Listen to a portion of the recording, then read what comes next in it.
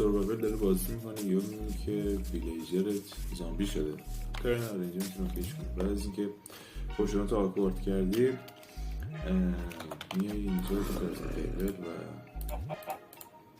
این مدل رو میسازی، به چشم کبوت میذاری، آماده میشه. تو این فاصله تو کرافتی تیبل میای یه گلدن اپل درست میکنی وای میسی ببنده.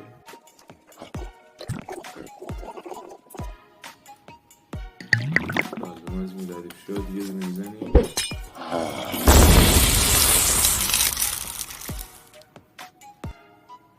چند لحظه وای میسی